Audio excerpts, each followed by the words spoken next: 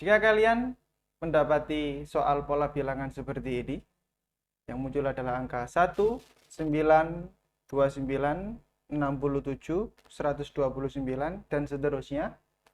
Pertanyaannya adalah, bagaimana cara menentukan urutan bilangan ke-9? Ingin tahu bagaimana cara menyelesaikannya? Simak video berikut ini.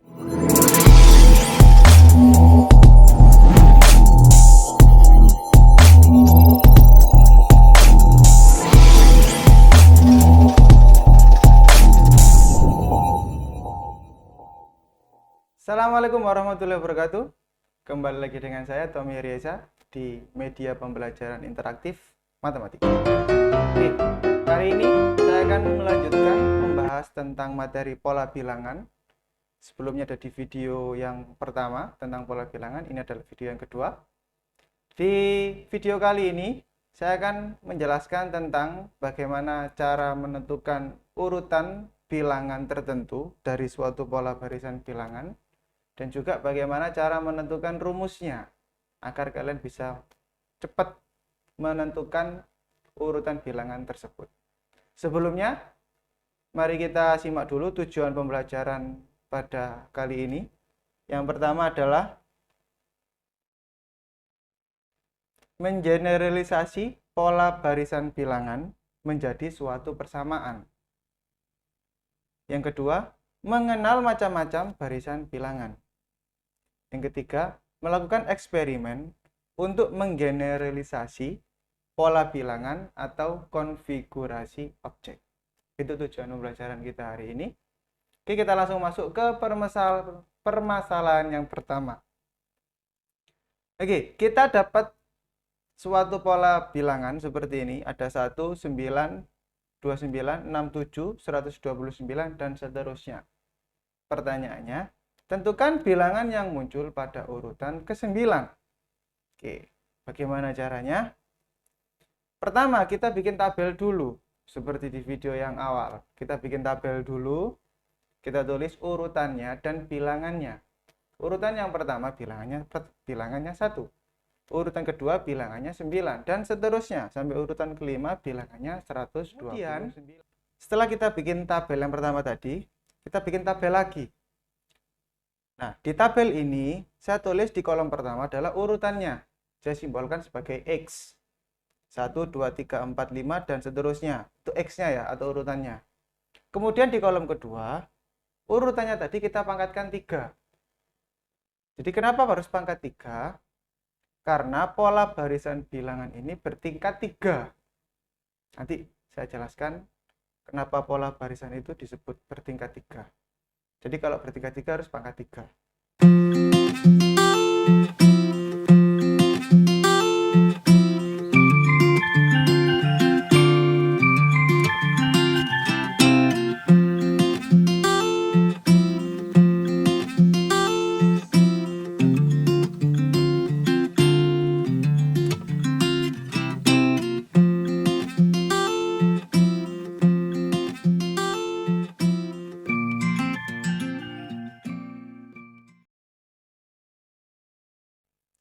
Semua urutan ini kita pangkatkan 3.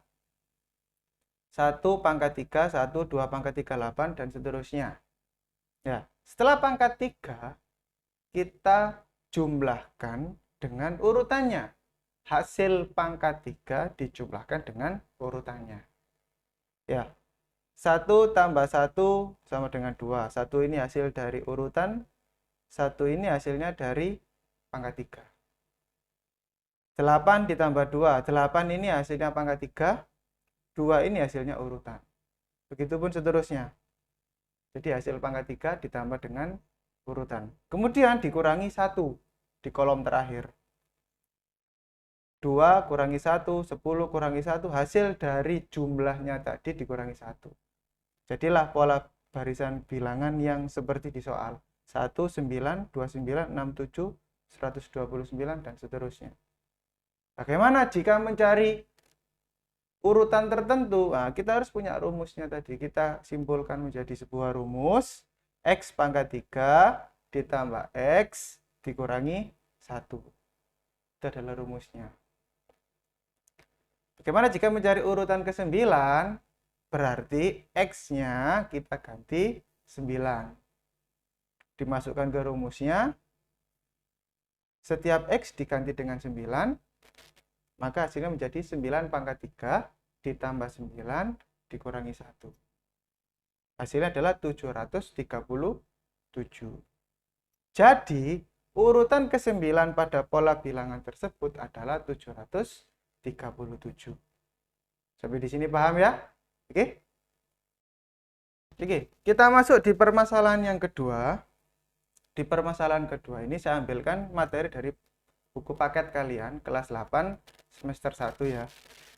Di sini ada sebuah gambar cabang pohon yang terus bercabang dengan pola yang teratur seperti pada gambar ini di PowerPoint.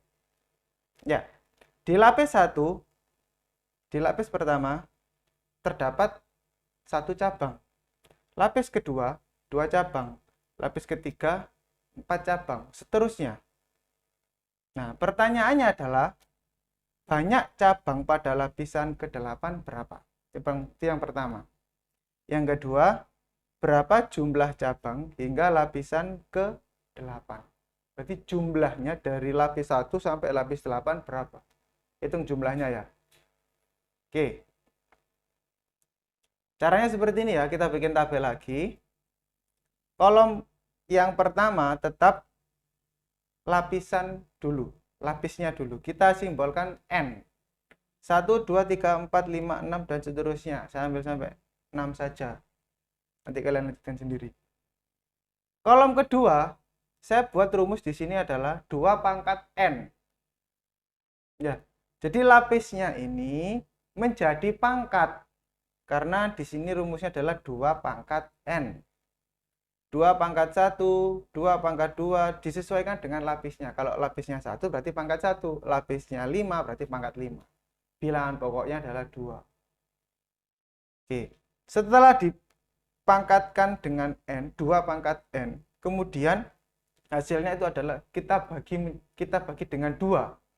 Hasilnya kita bagi dengan 2 menjadi 2 bagi 2 sama dengan 1. 4 bagi 2 sama dengan 2. Nah, di hasil setelah dibagi ini kan menjadi pola bilangan dari lapis cabang pohon tadi. Lapis 1 cabangnya 1, lapis 2 cabangnya 2, lapis 3 cabangnya 4, lapis 4 cabangnya 8 dan seterusnya. Jadilah sebuah rumus persamaan, yaitu 2 pangkat N dibagi 2. Nah, itu rumusnya. Jadi kalau kalian mau mencari lapis berapapun, tinggal dimasukkan ke rumus itu. Jadi rumus 2 pangkat N bagi 2 ini. Kalau minta lapis 10, berarti N-nya diganti 10. 2 pangkat 10 dibagi 2. Begitu ya. Pertanyaan tadi, banyak cabang pada lapisan ke-8 adalah, berarti 2 pangkat 8 dibagi 2 sama dengan 256 dibagi 2, yaitu 128. Berarti banyaknya cabang pada lapisan ke-8 adalah 128. Gampang tak? Selanjutnya, untuk pertanyaan yang kedua, kita bikin tabel lagi. Ada lapis dan banyak cabang. Banyak cabang tadi kan kita sudah dapat. Banyak cabang 1, lapisan 1, banyak cabangnya 1. Lapisan 2, banyak cabangnya 2, lapis 3 banyak cabangnya 4, dan seterusnya. Kita cari jumlah cabangnya. Bagaimana cara mencari jumlah cabang? Kalau lapis 1 cabangnya 1, jumlahnya ya 1 kan. Kalau lapis 2 cabangnya 2, berarti jumlahnya adalah 3. Dari mana? 2 ditambah 1. Lapis 3 cabangnya 4, jumlah cabangnya 7. Dari mana? 4 ditambah 3. Begitu seterusnya. Jadi tinggal kalian tambah, hasilnya di sebelahnya. Gitu ya. Gampang kan? Itu untuk mencari jumlah cabang. Berarti kalau jumlah cabang sampai lapis ke-8 adalah 255. Gampang banget. Oke? Oke, kita masuk ke macam-macam pola barisan bilangan. Oke, di sini saya sudah merangkum beberapa macam pola bilangan beserta rumus UN-nya atau rumus cara cepatnya untuk mencari urutan bilangan tertentu. Ya, biar kalian tidak capek-capek untuk mengurutkan barisan bilangannya menjadi sangat panjang. Ada rumusnya. Yang pertama adalah pola bilangan genap. Kalian sudah pasti paham ya apa itu genap. Bilangan genap. Contohnya ada 2, 4, 6, 8. Seterusnya. Rumusnya bagaimana? Kalau genap berarti rumusnya adalah 2 dikalikan N. 2N. N-nya itu adalah urutan dari bilangan itu. Terserah. Kalau urutannya 10 berarti 2 kali 10, 20. Urutannya ke 100 berarti 2 kali 100, 200. Itu ya. Itu pola bilangan genap. Yang kedua adalah pola bilangan ganjil. 1, 3, 5, 7, dan seterusnya. Bagaimana rumus UN-nya? Rumus UN-nya adalah 2 kali N dikurangi 1. Hanya beda dikurangi 1 dari genap ya. Kalau genap kan 2 pangkat N. Kalau ganjil 2 kali N dikurangi 1 atau 2N min 1. Itu pola bilangan ganjil. Kemudian ada pola bilangan segitiga. Oke, nanti kalian saya berikan gambarnya di samping. Pola bilangan segitiga. Contohnya ini 1, 3, 6, 10, dan seterusnya. Rumus UN-nya, cara cepatnya, N dikali N plus 1 dibagi 2. Ini diambil dari rumusnya segitiga ya. Setengah alas kali tinggi. Sama kok. Kemudian ada pola bilangan persegi. 1, 4, 9, 16. Nah, pola bilangan persegi ini bisa kita sebut dengan pola bilangan kuadrat atau berpangkat 2. Berarti rumus UN-nya tinggal N pangkat 2 saja. Tinggal dikuadratkan. Dapatlah pola bilangan persegi. Kemudian ada pola bilangan kubik atau pangkat 3. Nah, 1, 8, 2, 7, 8, 1, dan seterusnya. Itu rumusnya adalah UN sama dengan N pangkat 3. Jadi tinggal N-nya atau urutannya dipangkatkan 3. Kemudian, ini mungkin yang baru kenal, pola bilangan Fibonacci. Ini seperti yang nama penemunya, Fibonacci. Dan seperti ini, 1, 1, 2, 3, 5, 8. Kemudian seterusnya. Rumusnya atau langkahnya itu adalah dia menjumlahkan suku yang di depan dengan suku yang di belakangnya. Suku depan tambah suku belakang, suku depan tambah suku belakang, seperti ini. Ditambahkan. Jadi 1 tambah 1 hasilnya ditaruh sebelahnya 2.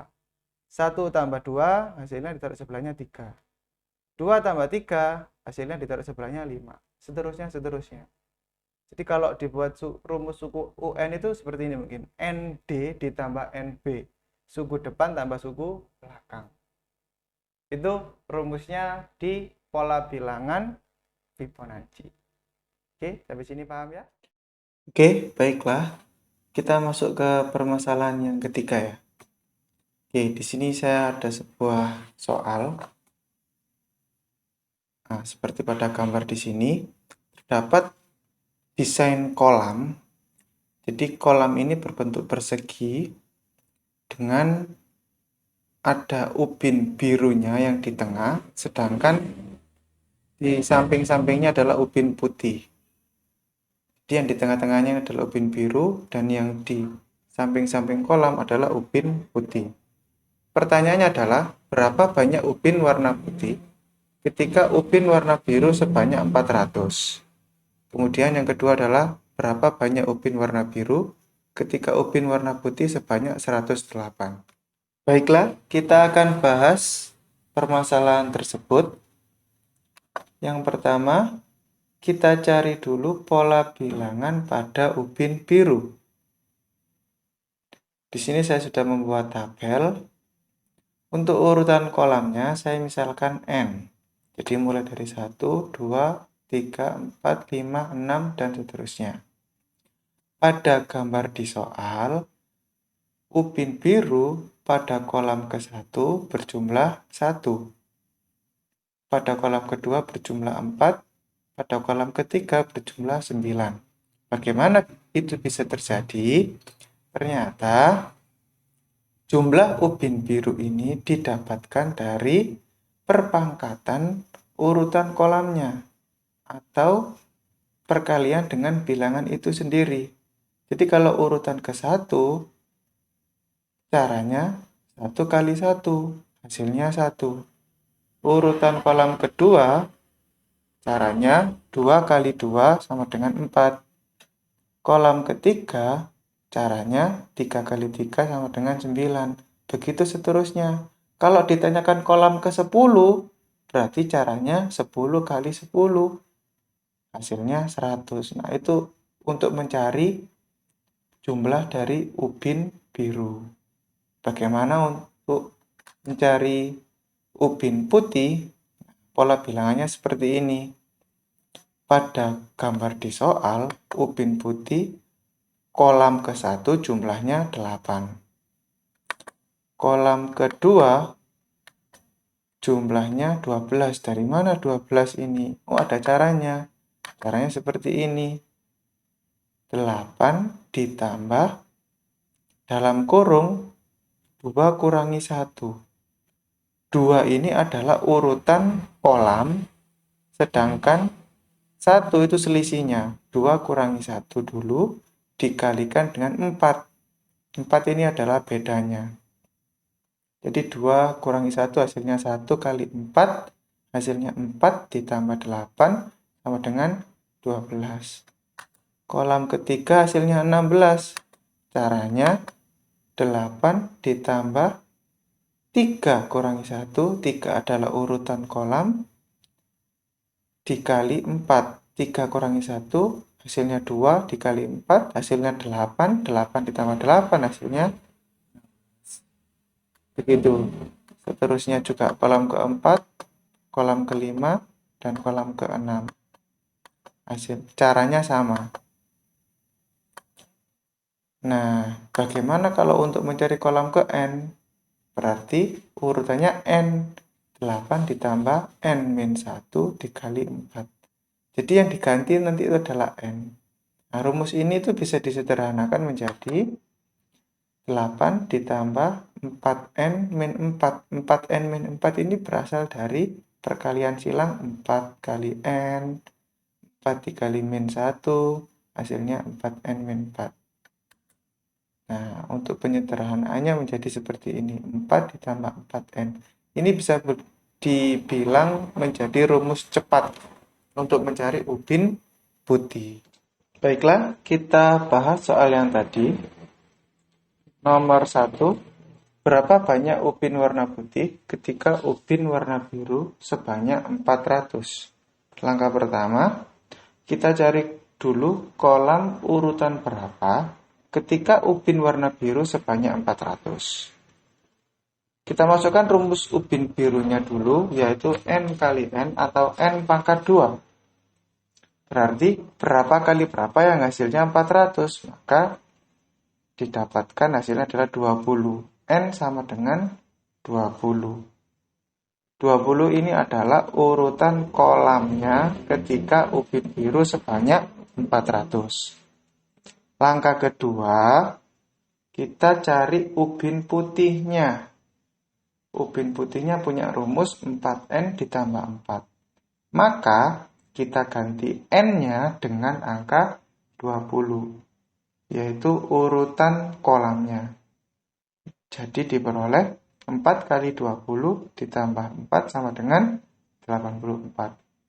Jadi ketika ubin biru sebanyak 400 buah, maka ubin putihnya sebanyak 84 buah.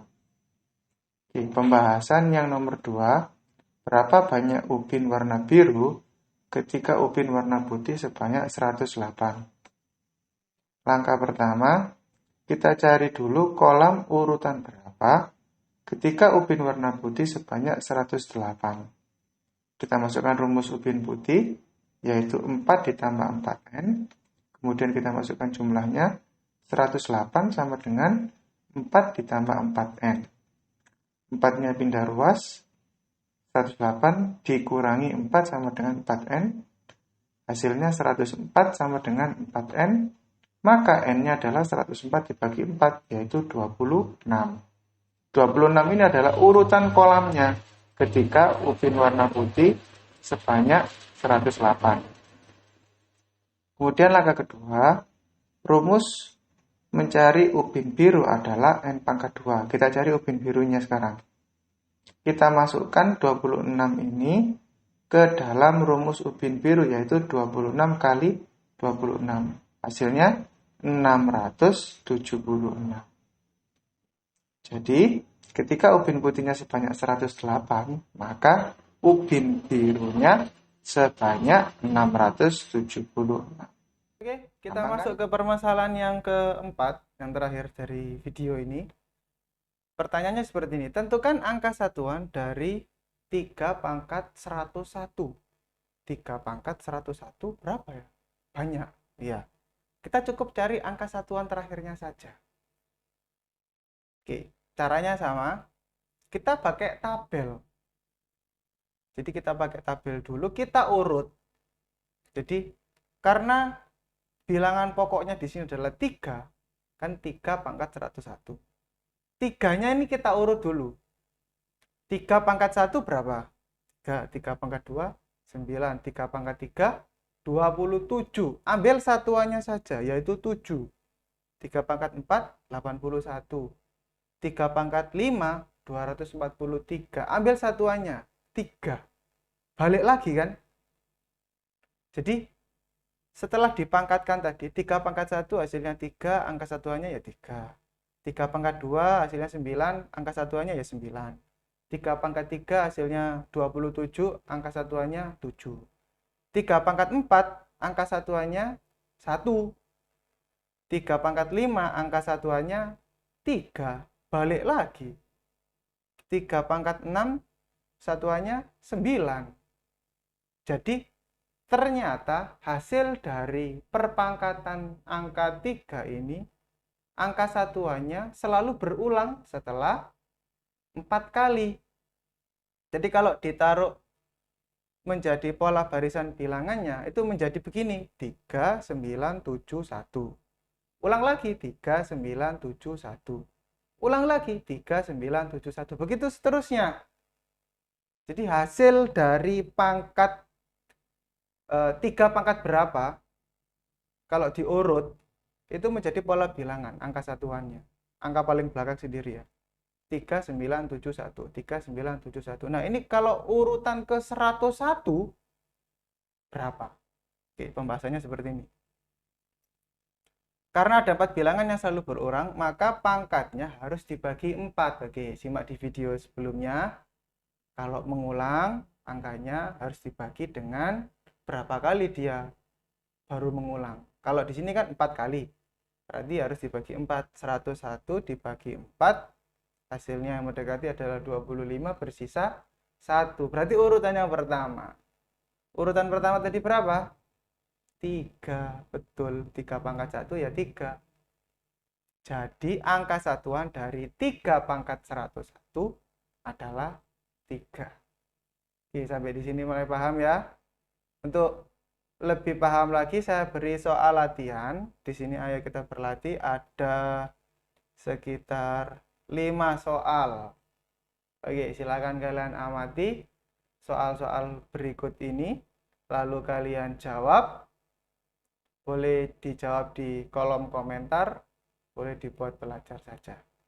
Bagi anak-anak, cukup sekian penjelasan dari saya. Tetap semangat, jaga kesehatan. Assalamualaikum warahmatullahi wabarakatuh.